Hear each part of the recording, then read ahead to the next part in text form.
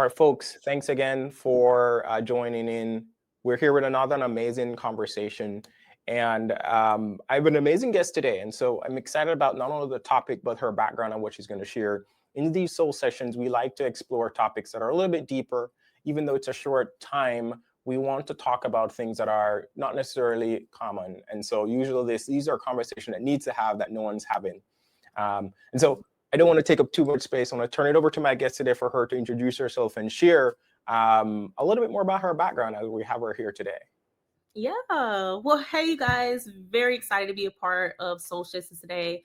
I'm Desiree, small town girl from Georgia, raised in a Christian household, which meant lights out by 10, dressed and ready for church on Sunday, and then somehow just growing up to really just be a lover of all things life has to offer. I'm really excited for this conversation today because I truly believe those early foundations kind of shaped me in ways that I'm really grateful for today. Even though I've had a couple of come to Jesus moments along the way, I do believe it was all worth it. A little things about me. So I am currently the SDR Manager at Logic, where I get to tap into a new way of doing SDR outbound. I know this conversation isn't focusing on that today, but I lead a team with the mission to, one, respect the cybersecurity buyer and rather than chasing them. So I love the non-spray and pray approach. And I love to open doors for creativity to flow seamlessly. Um, been in tech for about 4 years now, but before that, I was in the mental health world. I was actually in crisis mental health, which I feel shapes the way I approach leadership and human connection. Yeah. So that's I a little love that. me. Yeah. Thanks for sharing. There are a couple threads that I'm hearing: crisis work, the faith background. Oh yeah. You and I talked about this, but there's a lot happening in the world today. What does a typical week look like for Desiree? How does she stay sane in this crazy world? Absolutely. A typical week in the life of Desiree is my shift starts at 9, but I am up and ready to go at like 7:30. And a lot of that, I do wake up early because I like to reset my mind. I don't want to just wake up and go straight at it. I like to reflect. I like to do my daily rituals, pray, set the tone for the day. And then I lead in with how I lead in throughout the rest of the way, start my meetings, do those weekly one-on-ones with the team. So how do I guess navigate throughout my week with so much going on is I think it's really holding on to some of those values, and which is living by them, not just saying them. And so in that way, I really try to go throughout the week with, empathy and vulnerability and not just being a perfect manager, but being a real one. And we can elaborate that a little bit too. Yeah, let's go there. You talk about being a real one, and you talk about the difference. I'd love to hear the difference between saying the values and living them out. And how did you come to this realization that like there's a difference? Absolutely. One thing that I honestly feel like a lot of leaders in this position kind of lack is I think we both were raised on this saying actions speak louder than words. And basically what that means is not just saying it, but them actually seeing you do it. So that is the way that I kind of like to lead and how I separate. So if I mess up, I want to own that. If things are tough, I want to be honest about that. And I truly believe, that builds faster than pretending that everything's fine all the time.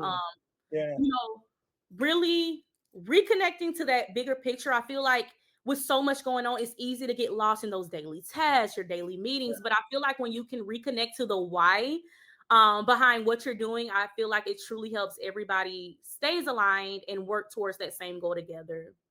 Yeah. Have you seen, you're right, the idea behind not being perfect is Absolutely. something that you're pulling on. Um, have you seen that made you a better or more effective manager, or better yet, because leadership is always about how we are portrayed. I'm curious how your reps or the team, your the people that you work alongside, how have they received this version of you? Absolutely. I feel like it really puts them in a place where they love my authenticity and transparency so they can show up as who they want to be every day. Mm, Because I'm not operating in this black box manager type of dynamic, them seeing me come to work like, y'all, it's been a rough weekend. Let's all yeah, just reset, breathe. Like it really just allows them to create that space for themselves to, it really gives them permission to be themselves at work. yeah. And I think a lot of leaders, accidentally try to make their team kind of fit into this one mold.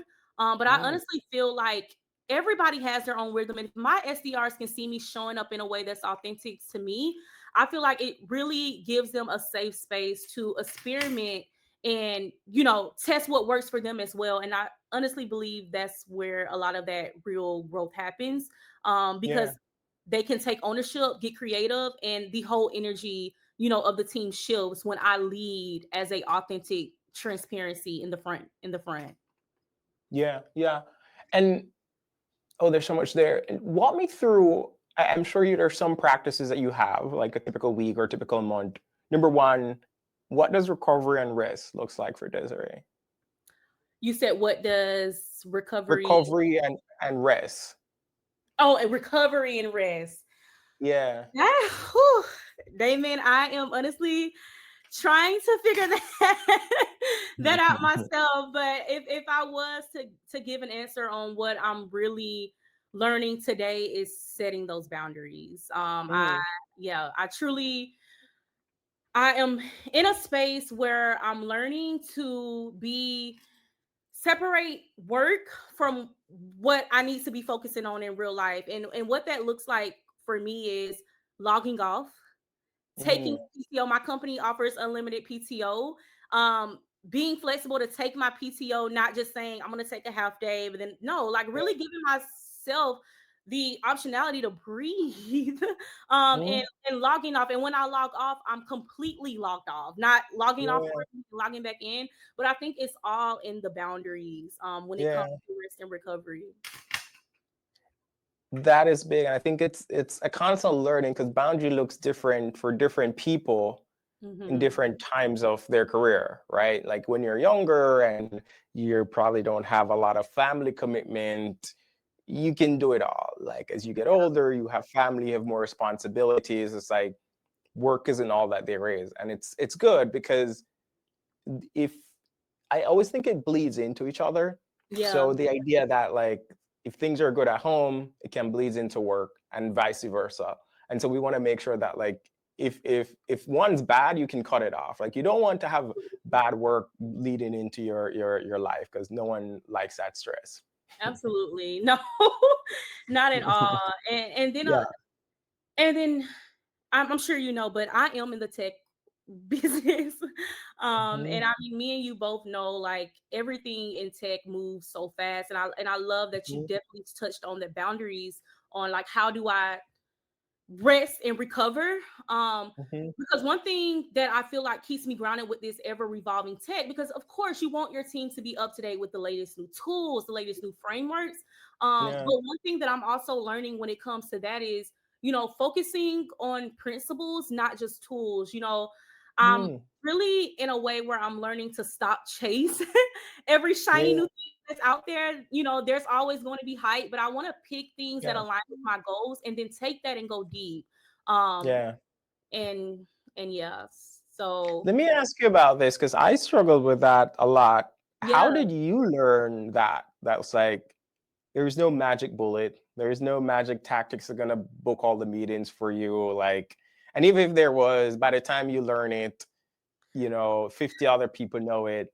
How did Yeah. you get to this place of principles over this new shiny thing? Oh my God. Let me go back down memory lane. So before I ever even became an SDR manager, I was boots on the ground as as an Mm, SDR.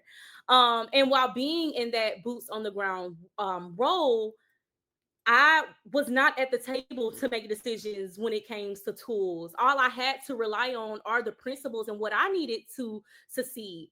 So one thing that I wanted to take in that management role is that same mindset of when I mhm, wasn't able to explore tools or do that.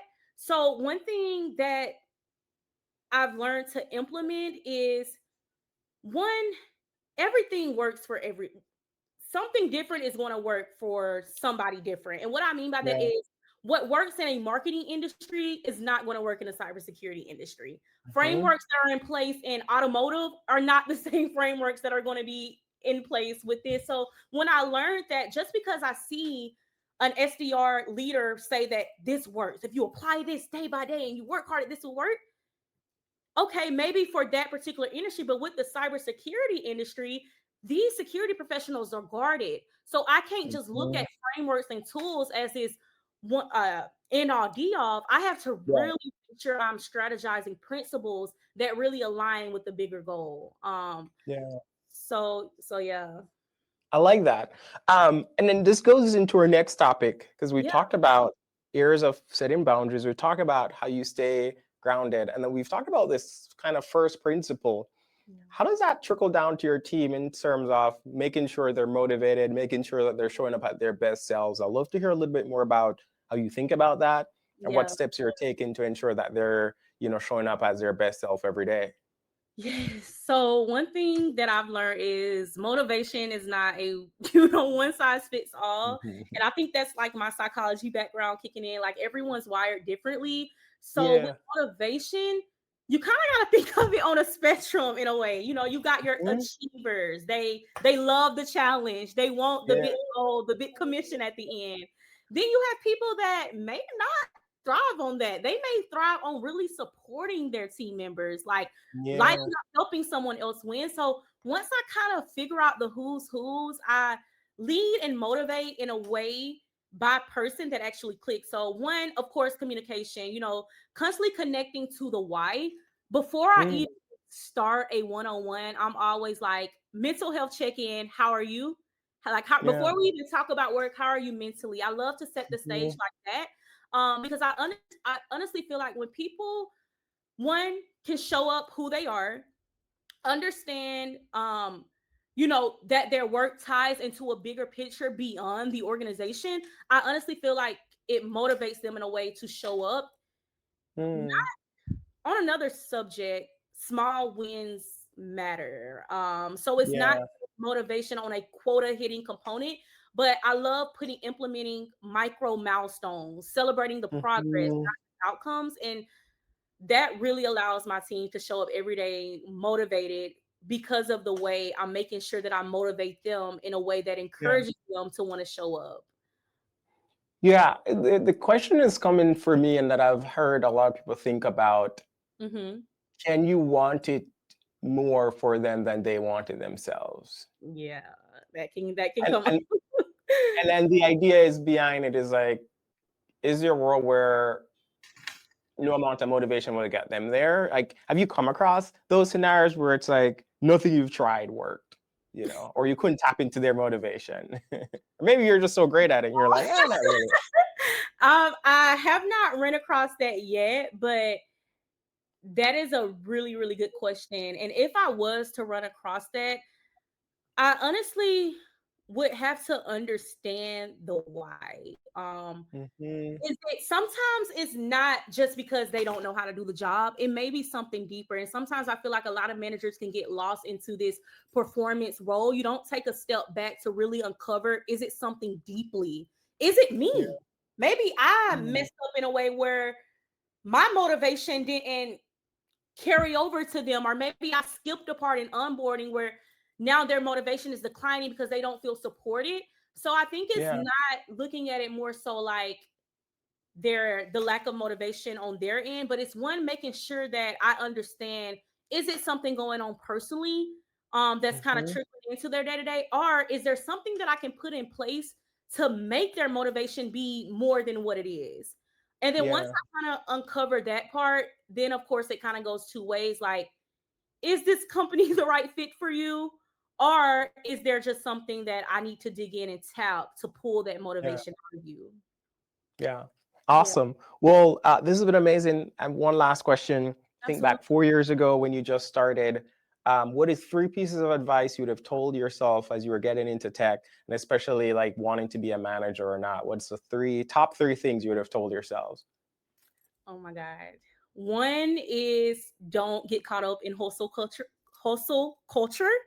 Mhm. Tech is very much like that. You want to be technical. You want to be part of this conference. You want to be part of this conference. Yeah. So it's not getting caught up in hustle culture and giving myself space to breathe, to actually think and be curious. I feel like, in my earlier parts of my career, I would get into a part where like I wanted to be like this next person.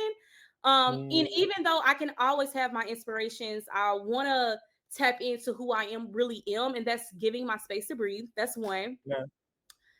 The next one is kind of piggyback on that. So I did say don't be part of hustle culture, but I still want to remind myself, and the advice that I want to give you all is to stay curious, but also set Mhm. boundaries. And Mm, what I mean by that is learn with intention, but remember, you don't have to do everything. You just need to do what's aligned with you. So if your manager is telling you to be like this person, no, just be like you and allow your manager to expand on what makes you you and what it is that you like about being an SDR that keeps you wanting to wake up to do it every day. And yeah. then my last one is this may get deep. But I honestly feel like protect your curiosity. Don't let this world dwell you. If you need to take a break, take a break. Um, if you're feeling overwhelmed, speak on that and let your manager know. But definitely protect your curiosity. But still stay curious on what's aligned with what your values and motivators are. Amazing. I love those tips. Desiree, where can people connect with you? Where can people find you? And even learn a little bit more about what you're doing. Yeah, so connect with me on LinkedIn. I'm there every day. So if you send me a DM, I won't miss it. But you can find me on LinkedIn at Desiree Bailey. Filter maybe SDR Manager Logic. I should have popped up. Amazing. Well, folks, thanks again for another session. I think there's so much here. We can even go deeper into part two. Thanks, everyone. Have a good one. Bye now.